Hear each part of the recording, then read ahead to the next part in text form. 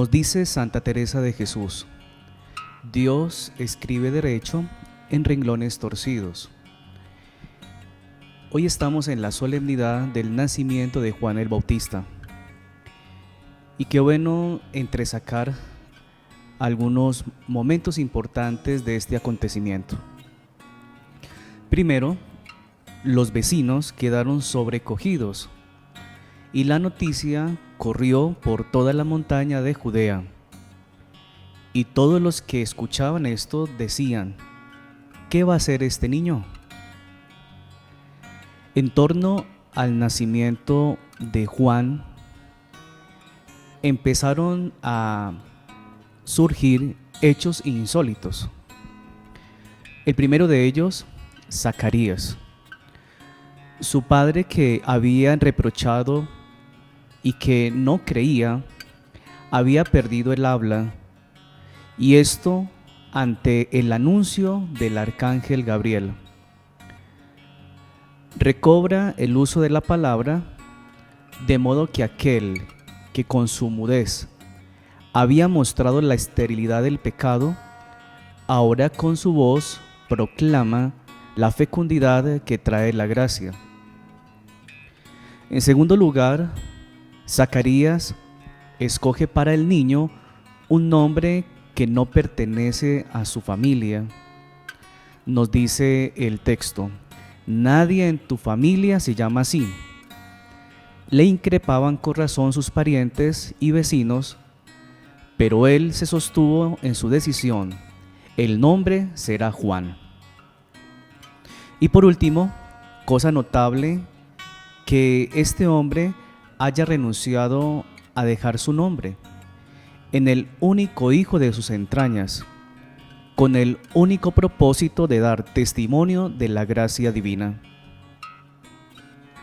Soy el Padre Eduardo, y en este instante les invito para que naveguemos juntos por el Evangelio de San Lucas en el capítulo 1, versículos del 57 en adelante. Nos dice el texto: a Isabel se le cumplió el tiempo del parto y dio a luz un hijo.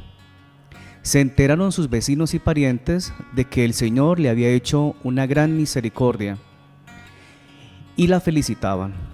A los 8 días fueron a circuncidar al niño y lo llamaban Zacarías como a su padre. La madre intervino diciendo: no, se va a llamar Juan.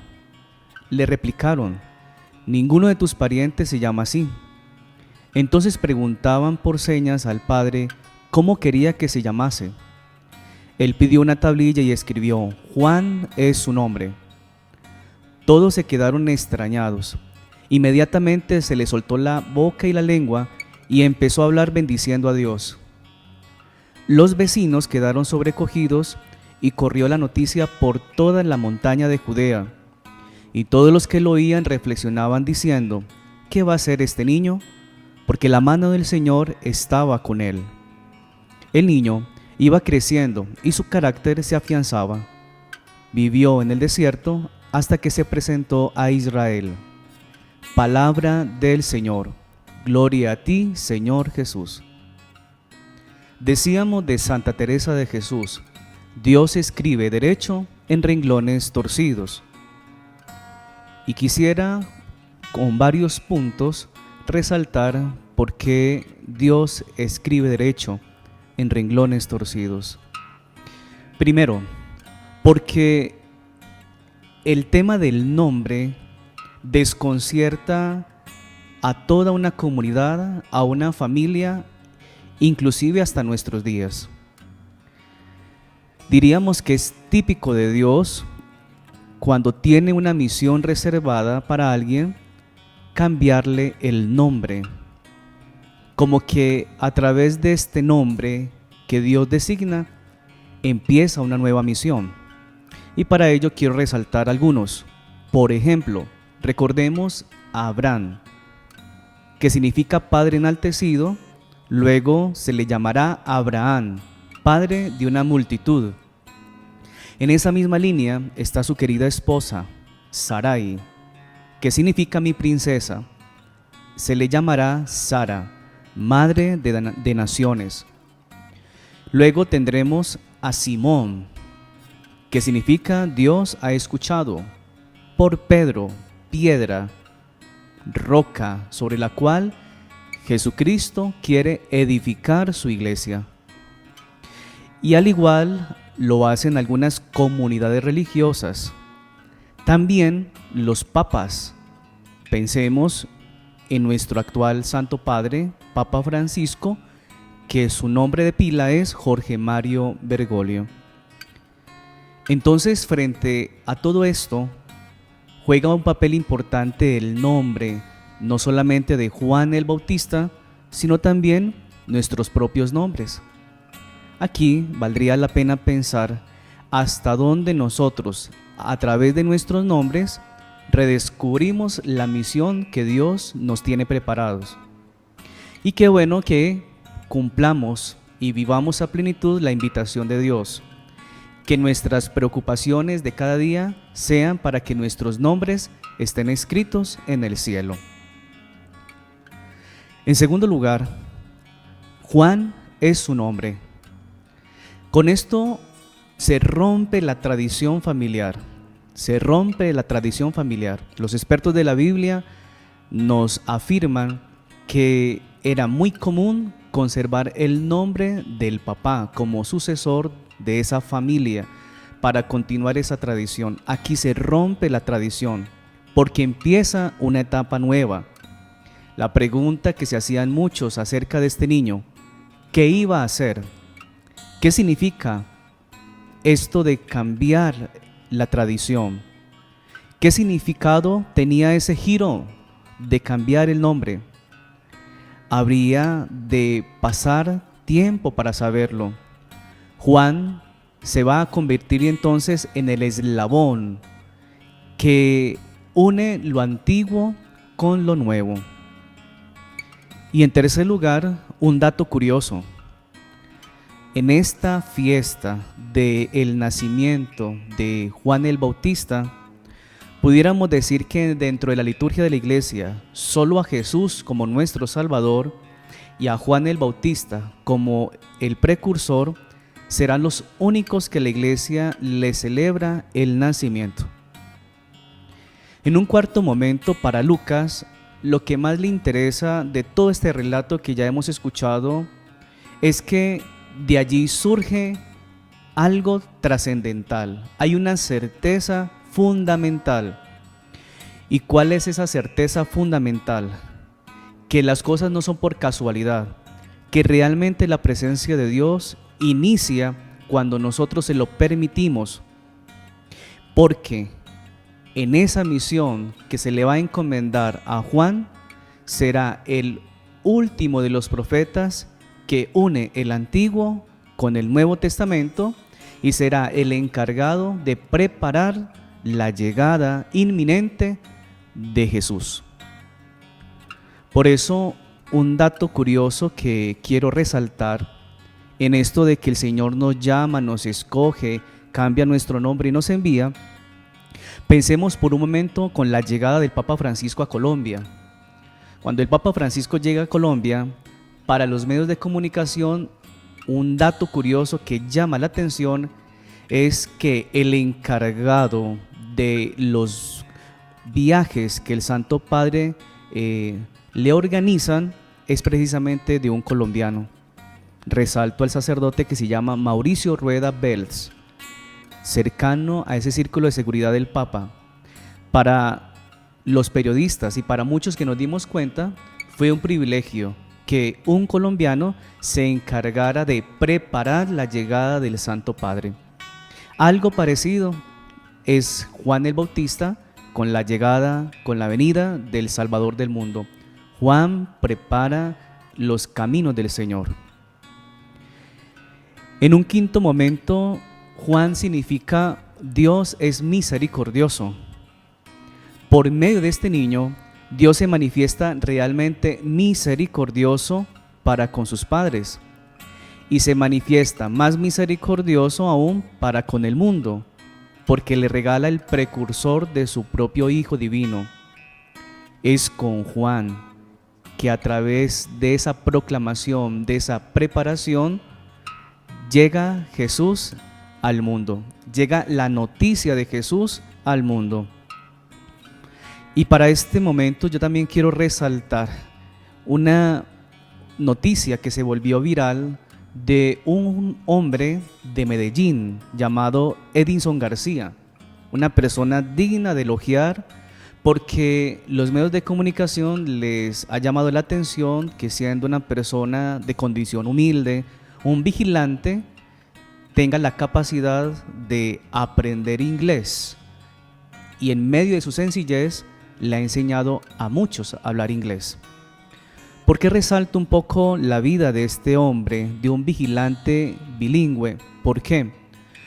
Porque Dios escribe derecho en renglones torcidos. Para muchos, Juan el Bautista era el precursor, era el salvador del mundo, pero ignoraban que en Juan estaban los preparativos para el Señor, tanto que algunos se confundieron pensando que Juan era el Salvador, pero no. Juan aclara muy bien: yo no soy digno de desatar la correa de sus sandalias, hablando del Salvador. Edinson García, un hombre muy humilde que para la sociedad pasa desapercibido, pero que ahora se ha dado a conocer por esas capacidades que Dios y la vida lo ha dotado. Esa es la grandeza de Juan. Dios capacita, Dios instruye, Dios prepara los corazones para esa misión que se nos encomendará. En sexto lugar, en el nacimiento del precursor se anuncia el tiempo de salvación, el tiempo que proclama las maravillas de Dios. Del pequeño círculo de ese vecindario, de esos parientes, sale la gran noticia. ¿Y cuál es esa gran noticia? De que realmente el Salvador está pronto a llegar. Preparemos los corazones, preparemos nuestras vidas, dirá Juan. La noticia y el mensaje de salvación busca extenderse a espacios cada vez más amplios. Tiene el destino y la fuerza de conquistar el mundo. Por eso, en cuanto a Zacarías y en cuanto a Juan, se vuelven ellos portavoz de Dios. Dios vuelve a hablar a su pueblo a través de estos hombres. Dice San Agustín: la voz que preparaba la palabra es Cristo que rompe el silencio de Dios. Este Juan Bautista muestra ya la piedad del Señor que vuelve el espíritu de profecía a su pueblo. La voz de Juan el Bautista es anuncio de la llegada del Salvador. En esa misma línea nos dice un documento de la iglesia Dei Verbum, nos dice: quiso Dios en su bondad y sabiduría revelarse a sí mismo y dar a conocer el misterio de su voluntad, mediante el cual los hombres, por medio de Cristo, Verbo encarnado, tiene acceso al Padre en el Espíritu Santo y se hace consortes en la naturaleza divina. En consecuencia, por esta revelación, Dios invisible habla a los hombres como amigos, movido por su gran amor, y mora con ellos para invitarlos a la comunión consigo y recibirlos en su compañía. De este apartado quiero resaltar estas palabras. Primero, que por esa sabiduría de Dios, el Señor se manifiesta a nosotros a través de su palabra encarnada y nos habla como amigos. Y en segundo lugar, que esa revelación, Dios invisible, habla a los hombres movidos por su gran amor. Por eso damos gracias a Dios porque a través de Juan el Bautista, la obra del mismo Dios empieza a tomar forma en Cristo Jesús. Por eso damos gracias a Dios, porque Él cumple su promesa: yo estaré con ustedes hasta el fin del mundo. Bendecimos a Dios porque a pesar de nuestra esterilidad y de esa misma esterilidad vergonzosa como lo era Isabel, Él puede presentar las obras de su brazo, realizar lo que es imposible a favor de su pueblo para gloria suya. Y es la capacidad que Dios tiene para cada uno de nosotros si se lo permitimos. Por eso, que Dios sane nuestras esterilidades, aquello que parece perdido en nuestras vidas, para que su promesa se cumpla y para que su gloria crezca cada día más. Que Juan el Bautista y todos los santos, la iglesia peregrinante, sea para cada uno de nosotros estímulo a fin de encontrar nuestra propia vocación, que es al servicio de la comunidad, que la gracia de Dios actúe a través nuestro y que nosotros podamos también con esa misma gracia sanar los corazones destrozados. Señor, ¿a quién vamos a ir? Solo tú tienes palabras de vida eterna. Y la bendición de Dios Todopoderoso, Padre, Hijo y Espíritu Santo descienda sobre ustedes, permanezca para siempre.